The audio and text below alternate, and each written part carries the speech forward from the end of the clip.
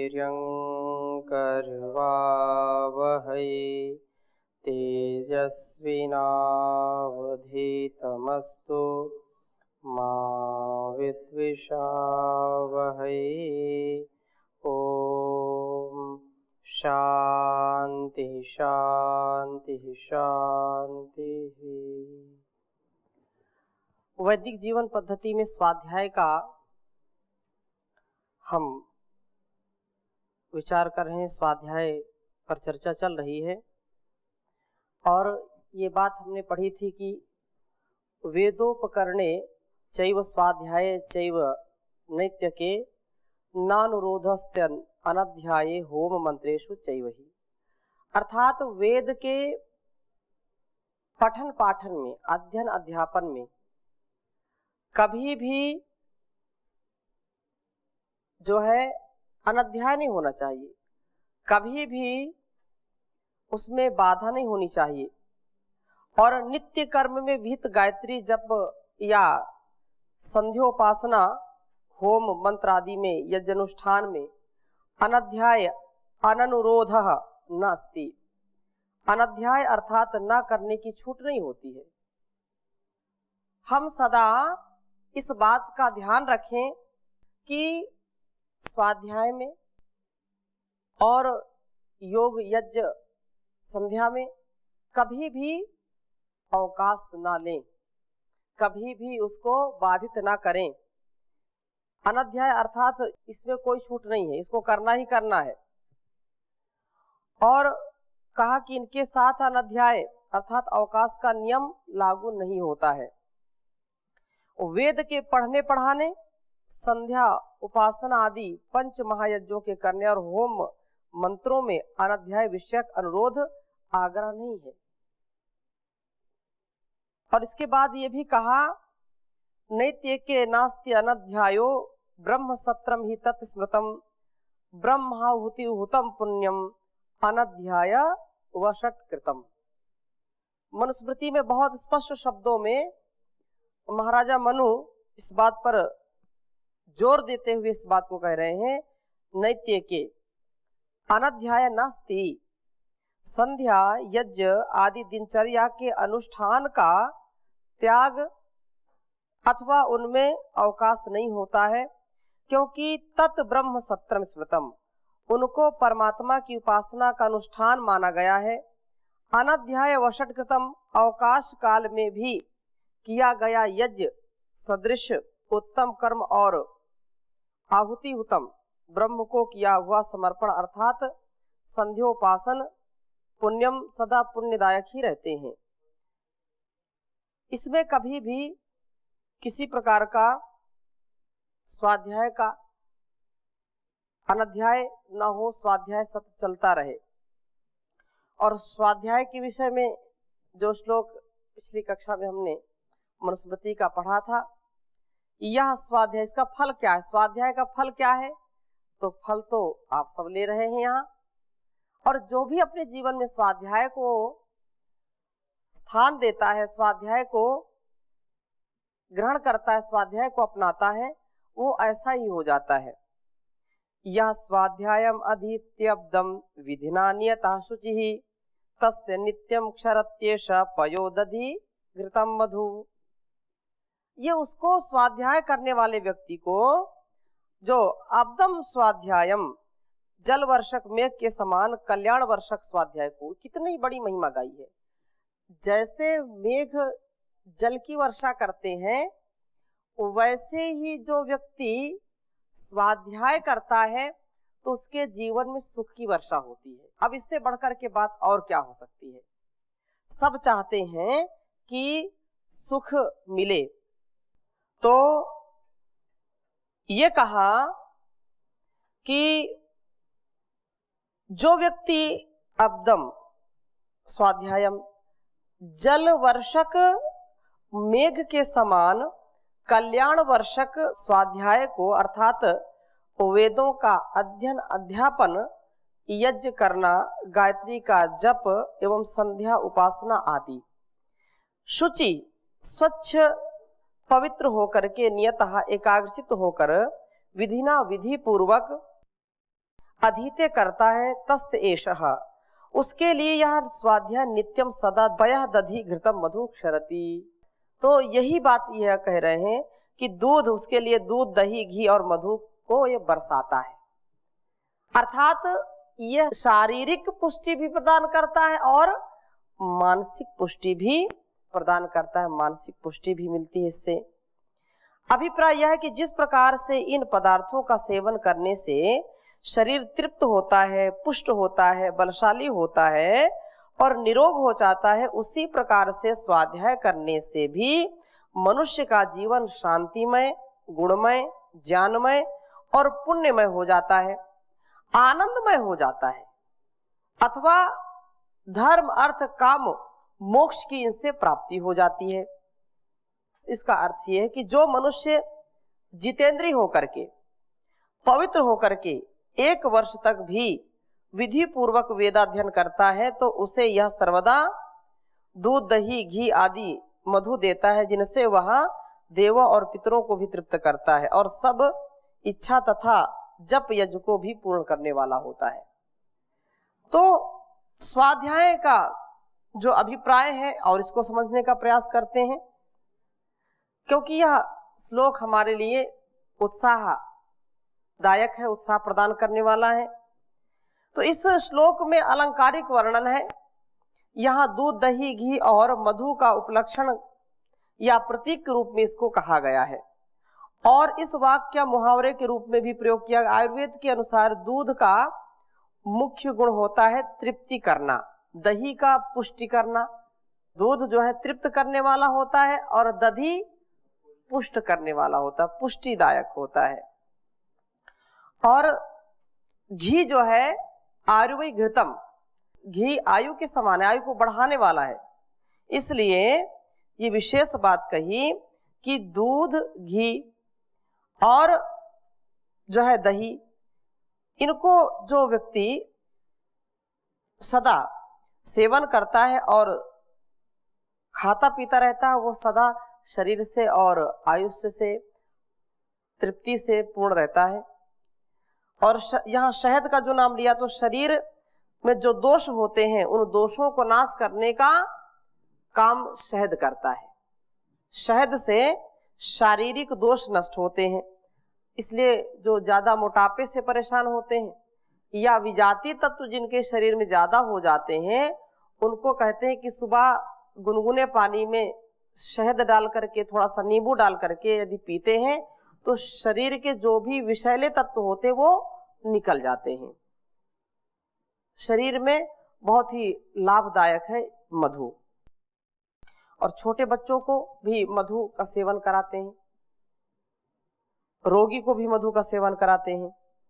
तो इसके अनुसार वेद के स्वाध्याय में भी मानव जीवन को शांतिमय, गुणमय, ज्ञानमय, आनंदमय बनाने वाले गुण हैं। यही अलंकारिक वर्णन का अभिप्राय है। कुछ लोगों ने धर्म, अर्थ, काम, मोक्ष को भी प्रतीक माना है। यहाँ मनु ने वेद के मंत्र का ज्यों का त्यों अपने शब्दों में प्रस्तुत किया है कि जो ये ऋग्वेद का भी एक वचन है और इसको आप लिख लीजिए, बहुत अच्छा है। पाव मानिर्यो अध्येत ऋषिभिः संभृतम रसम।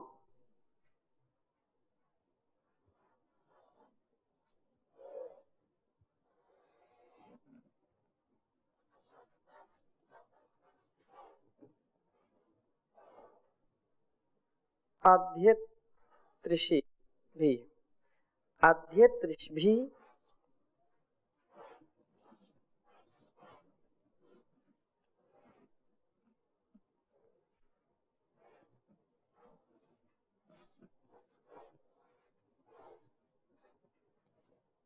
अध्येत ऋषिभिः संभृतम रसम।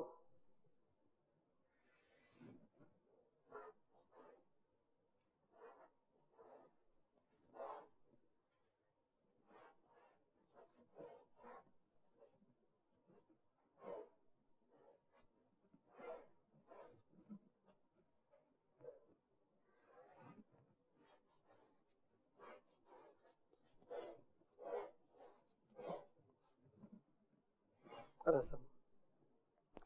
तस्मै सरस्वती दुहे, बहुत सुंदर बात कही है।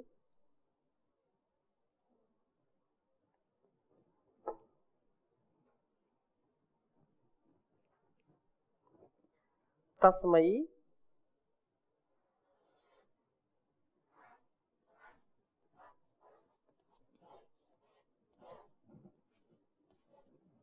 तस्मै सरस्वती दुहे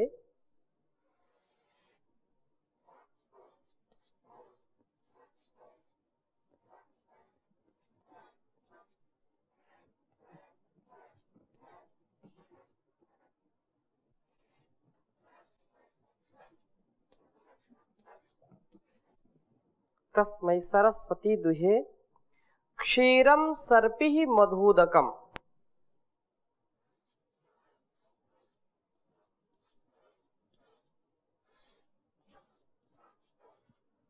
क्षीरम सर्पिः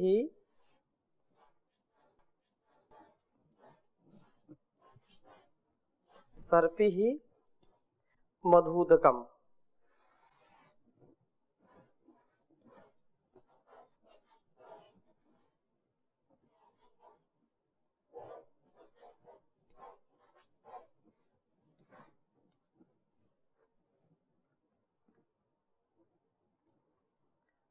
तो ये कहा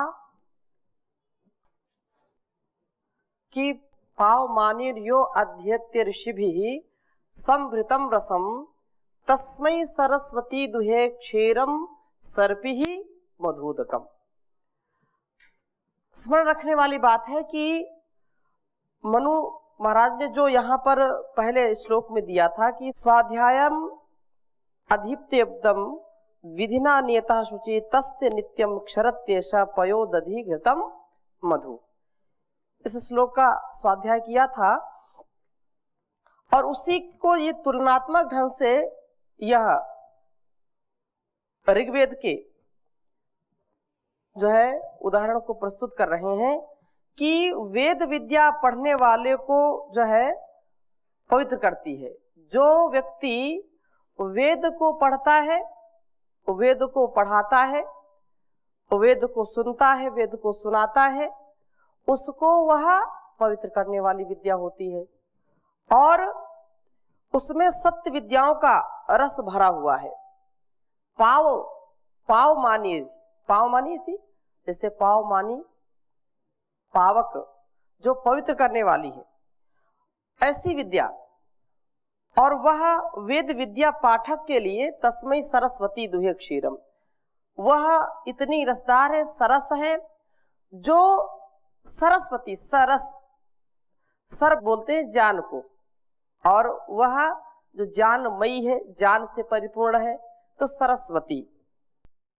सरस्वती वो जो है वेद विद्या पाठक के लिए दूध, ये क्षीरम, क्षीर को क्या बोलते हैं? दूध। और सर्पी घृत को क्या बोलते हैं? सर्पी। तो सर्पी, और इसके बाद मधुदकम, जो मधु और जल बरसाती है, उदक और मधु। वेद विद्या ऐसी विद्या है जो मनुष्य को हर प्रकार से पुष्ट करती है, दूध घी से, अन्न से, जल से उसको परिपूर्ण करती है। क्योंकि वेद को जैसे हमने जाना समझा और वैसे ही उसको मान करके जब आचरण करते हैं तो वह हमारा जीवन उन्नत होता है, सबसे अधिक उसकी प्रगति होती है। तो यह आत्मसंतुष्टि को, बल को, मधुरता को और शांति को प्रदान करने वाला है, क्योंकि इसके बिना हमारा जीवन चल नहीं सकता है।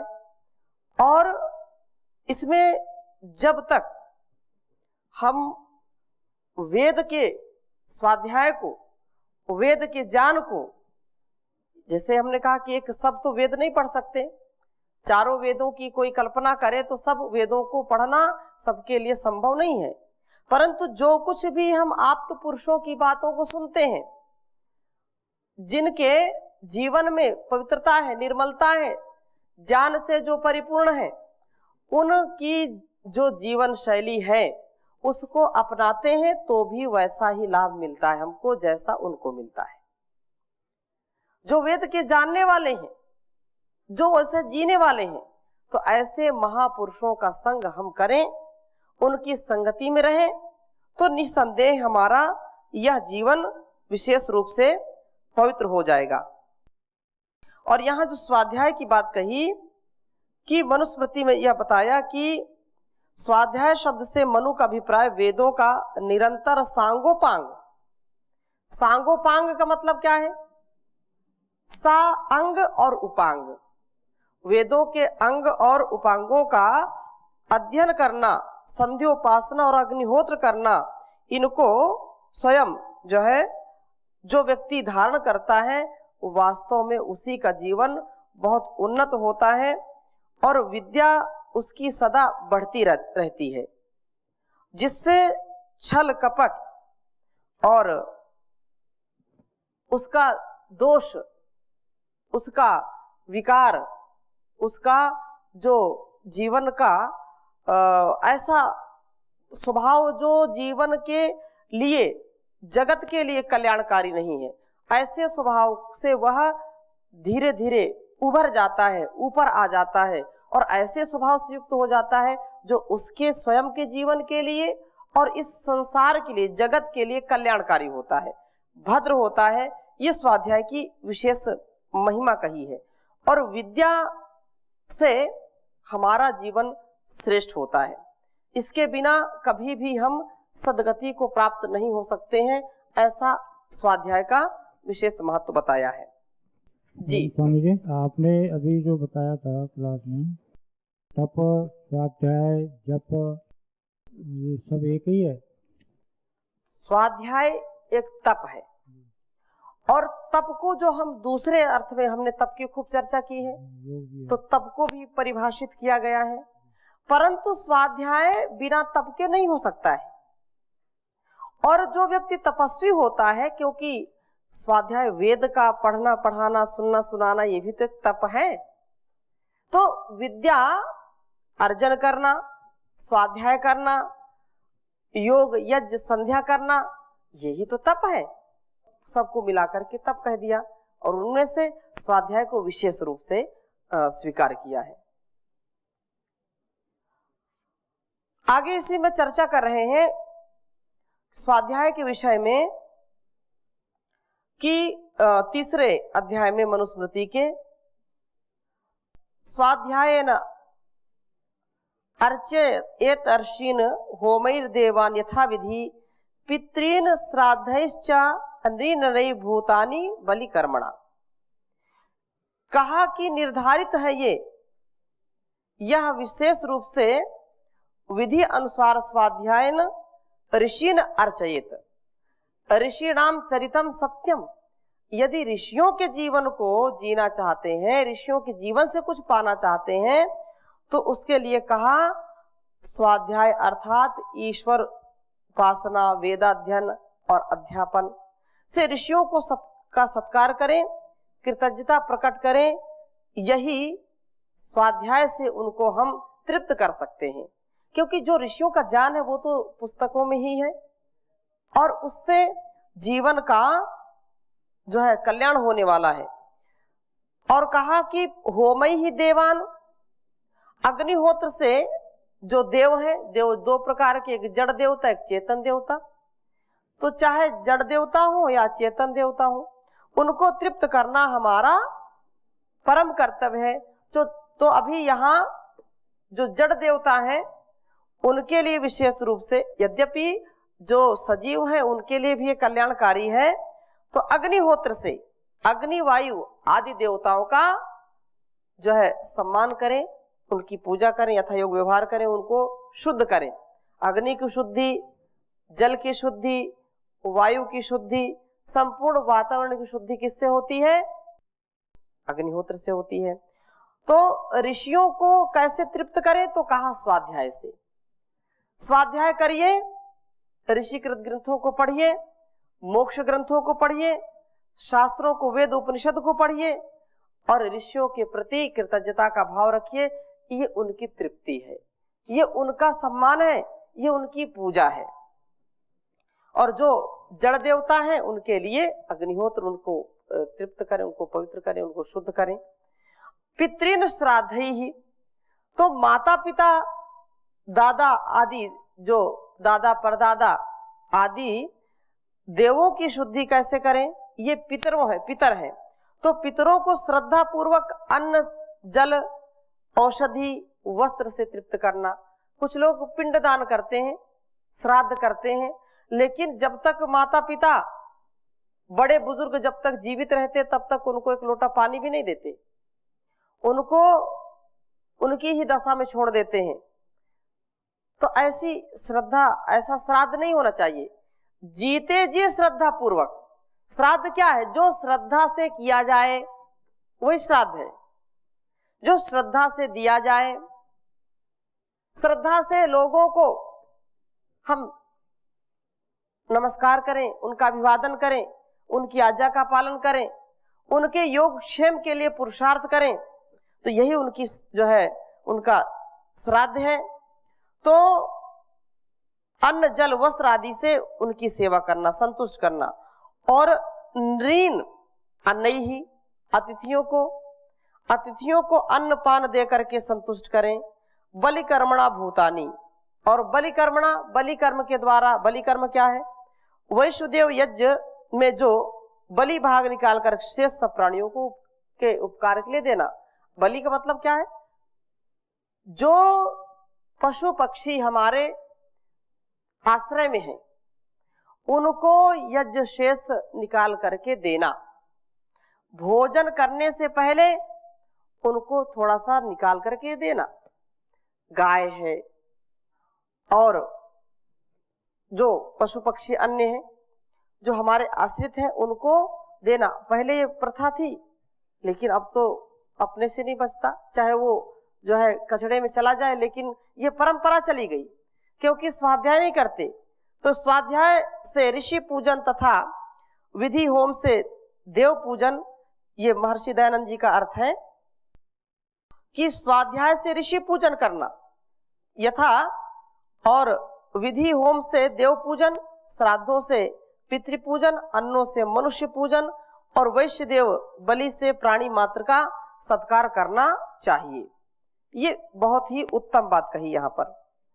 नहीं तो आज के समय में लोग इसके महत्व को जानते ही नहीं, समझते ही नहीं है।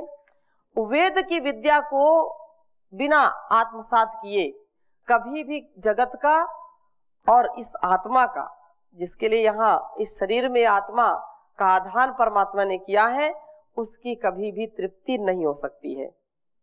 इसलिए हमको प्रार्थना करनी चाहिए, हमको कृतज्ञता से उस ईश्वर के प्रति नतमस्तक होना चाहिए कि हमारे अंदर भी वेद का ज्ञान हो, हम भी वेद के प्रति श्रद्धालु हो, हमारा गुण कर्म स्वभाव, हमारे सब कर्म सब कर्तव्य वेद के अनुसार हो, शास्त्र के अनुसार हो, वेद सम्मत हो, तभी इस जीवन का लक्ष्य हमको मिलेगा।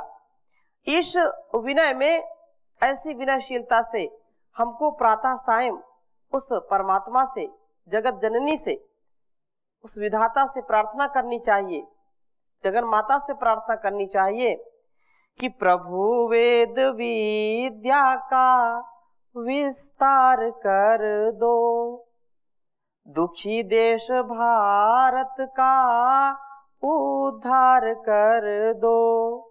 ये देश ऐसा देश था जहां घर घर वेदों की ऋचाएं गाई जाती थी। ऐसा देश ये था जहां बिना होम किए, बिना अग्निहोत्र किए कोई भी भोजन नहीं करता था। लेकिन आज उस देश की स्थिति ऐसी है, तो हम अपने जीवन को ऐसा बनाएं और उस विधाता से प्रार्थना करें कि प्रभु वेद विद्या का विस्तार कर दो, दुखी देश भारत का उद्धार कर दो। जमाना हुआ सो रही आर्य जाति, जमाना हुआ सो रही आर्य जाति, इसे मोह निद्रा से बेदार कर दो। प्रभु देश भारत का उद्धार कर दो। इन्हें जान अमृत से गुलजार कर दो। इन्हें वेद अमृत से गुलजार कर दो। इसे मोह निद्रा से बेदार कर दो।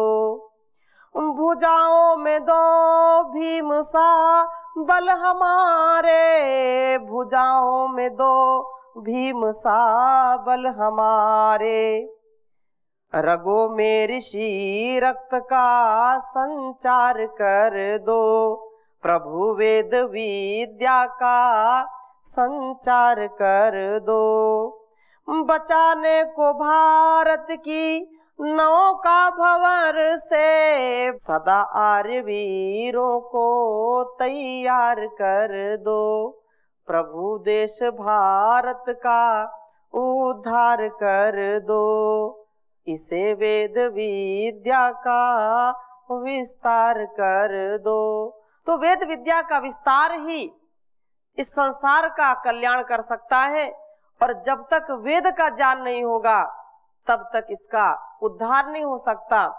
इसको कोई बचा नहीं सकता है। तो हम वेद विद्या का विस्तार करें, इस देश का उद्धार करें, शक्ति का संचार करें, ऐसी हमारी तैयारी हो। तो हम इसी शुभकामना के साथ आज की कक्षा को यहीं विराम देते हैं। शेष चर्चा अगली कक्षा में करेंगे। ओम शांति शांति शांति।